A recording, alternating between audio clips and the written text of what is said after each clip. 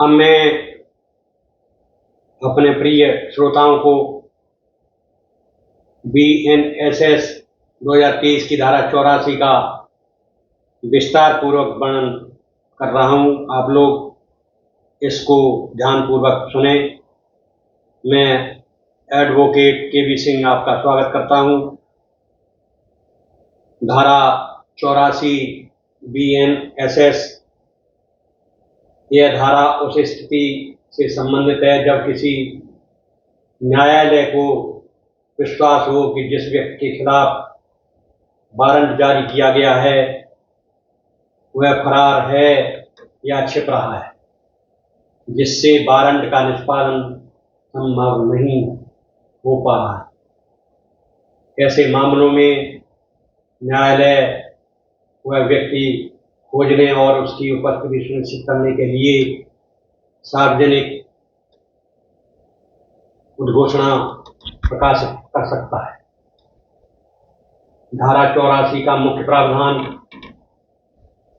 यदि न्यायालय को यह विश्वास हो कि वारंट जारी करने के बाद भी संबंधित व्यक्ति फरार हो गया है या छुप रहा है, तो वह लिखित घोषणा कर सकता है।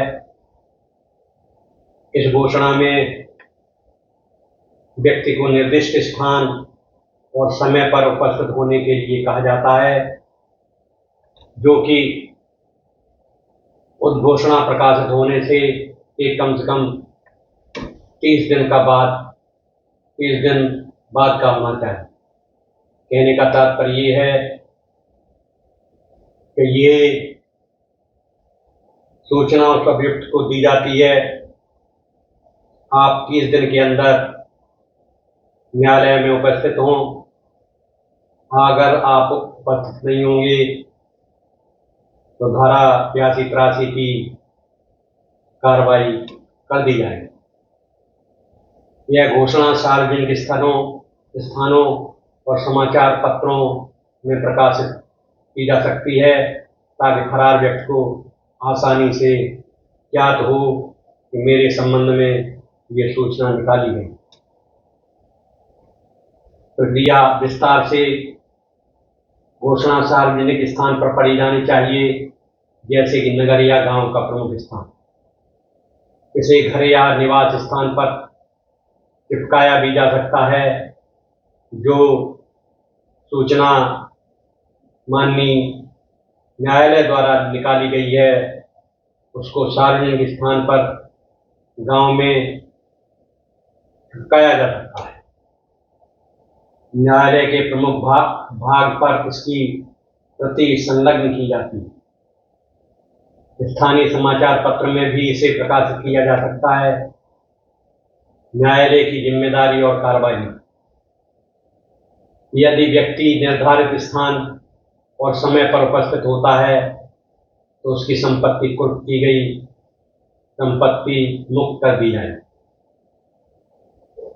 अगर वो ये सुनकर उपस्थित हो जाता है तो उसकी संपत्ति वापस कर दी जाएगी, कुर्की से मुक्त कर दी जाएगी। यदि व्यक्ति समय पर उपस्थित नहीं होता है तो उसकी संपत्ति राज्य के नियंत्रण में चली जाती है, लेकिन इसे बिक्री से पहले 6 महीनों तक नहीं बेचा जाता। यदि वह व्यक्ति अध्यादेश के 2 वर्षों के अंदर स्वयं या गिरफ्तारी के माध्यम से उपस्थित हो जाता है और दिखाता है कि वह जानबूझकर फरार नहीं हुआ था, तो उसकी संपत्ति वापस कर दी जाएगी। अगर उसको ये मालूम पड़ जाता है कि ये उद्घोषणा जारी कर दी गई है, तो अगर पुलिस भी उसे पकड़ कर लाती है या स्वयं वो माननीय न्यायालय में उपस्थित हो जाता है और ये दिखाता है कि मैंने ऐसा जानबूझकर नहीं किया था, तो उसकी संपत्ति वापस कर दी जाती है। यदि कोई व्यक्ति कुर्की के बाद अपील करना चाहता है, अगर कोई व्यक्ति कुर्की के बाद अपील करना चाहता है तो उच्च न्यायालय में अपील कर सकता है। 82-83 की अपील हमेशा माननीय हाई कोर्ट में की जाती है।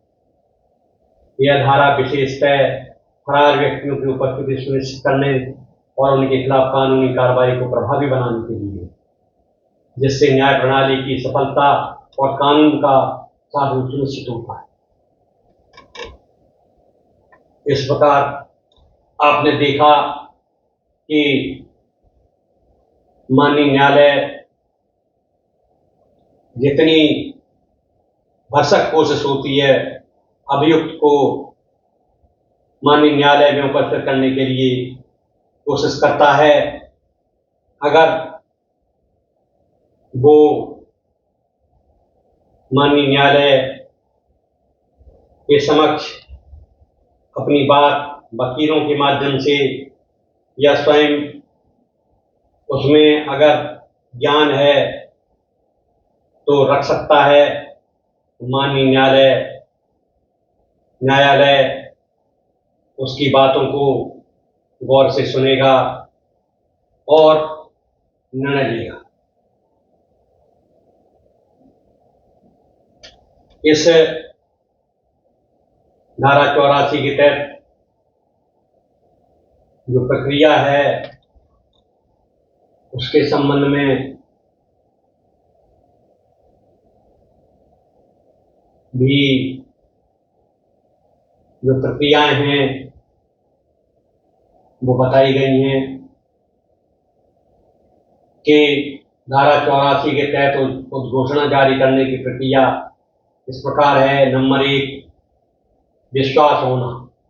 यदि न्यायालय को यह विश्वास हो कि जिस व्यक्ति के खिलाफ वारंट जारी किया गया है वह फरार है या वारंट के निष्पादन से बचने के लिए छुप रहा है।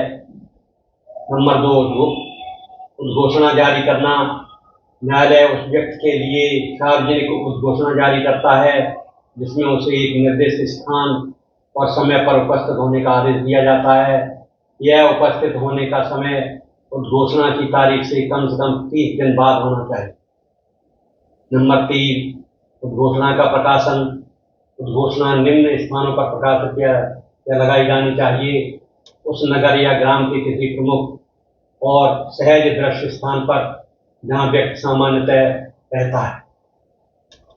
सार्वजनिक रूप से पढ़ी जानी चाहिए। व्यक्ति के घर या निवास स्थान के किसी सहज दृश्य भाग पर जिस पर निगाहें सभी की जाएं। जैसे चौपाल होती है गांव में तो वहां पर भी, और पंचायत घर होते हैं वहां पर ये सूचना चस्पा की जानी चाहिए। ग्राम के किसी प्रमुख स्थान पर चिपकाई जानी चाहिए। न्यायालय के किसी देखने योग्य क्षेत्र में उद्घोषणा की प्रति लगाई जानी चाहिए। आवश्यक होने पर न्यायालय इसे स्थानीय दैनिक समाचार पत्र में प्रकाशित कर सकता है। प्रमाण के रूप में लिखित कथन। न्यायालय द्वारा यह लिखित प्रमाण जो यह दर्शाता है उद्घोषणा विधिवत प्रकाशित की गई थी, अंतिम साक्ष्य के रूप में स्वीकार किया जाएगा। उद्घोषित अपराधी घोषित करना। यदि उद्घोषणा किसी ऐसे व्यक्ति के लिए है जिस पर गंभीर अपराध 10 वर्ष या उससे अधिक कारावास, आजीवन कारावास या मृत्युदंड का आरोप है तो वह निर्दिष्ट तिथि और स्थान पर उपस्थित नहीं होता है तो न्यायालय उचित जांच के बाद उसे उद्घोषित अपराधी घोषित कर सकता है, फरार कर सकता है। यह प्रक्रिया कानून के तहत फरार व्यक्तियों को स्थापित करने और न्यायपालिका की कार्रवाई को प्रभावी बनाने के लिए की जाए। अब मैंने पूरा विवरण मैंने सुना दिया है। अब इसके बाद उद्घोषणा को चुनौती देने के लिए अपीली उपाय भी। नंबर 1, उच्च न्यायालय में अपील। यदि किसी व्यक्ति को धारा 84 के तहत जारी उद्घोषणा के विरुद्ध आपत्ति हो तो वह उच्च न्यायालय में उस घोषणा के अवैध या अधिकारविहीन होने का दावा कर अपील कर सकता है। यह अपील उस घोषणा की वैधता और न्याय संगतता की जांच के लिए होती है। न्यायिक समीक्षा उस घोषणा को न्यायिक समीक्षा के माध्यम से चुनौती दी जा सकती है, जहां न्यायालय यह जांचता है कि क्या उस घोषणा सही कानूनी प्रक्रिया का पालन करके जारी हुई है या नहीं। नंबर 3, विवादित निर्णयों पर अपील। यदि उस घोषणा के कारण संपत्ति कुर्क की गई हो और अन्य कुर्क संहिता की कार्रवाई हुई हो तो ऐसे आदेशों के विरुद्ध भी अपील की जाती है। ये अपीली उपाय सुनिश्चित करते हैं कि धारा 84 के तहत जारी उस घोषणा का दुरुपयोग न हो और जरूरत पड़ने पर न्यायालय के समक्ष उसकी वैधता की पुनः समीक्षा हो। उच्च न्यायालय अपील का उचित फोरम होता है। चुनौती के लिए उस घोषणा जारी करने के आदेशों की वैधता के आधार पर वह निर्णय लेता है। इस प्रकार आपने देखा कि 82-83 की कार्रवाई जब होती है, अदालत करती है, तो उसके विरुद्ध माननीय उच्च न्यायालय में अपील की जाती है। अगर वहां से कोई रिलीफ मिल जाती है, कोई राहत मिलती है, तो उसकी कॉपी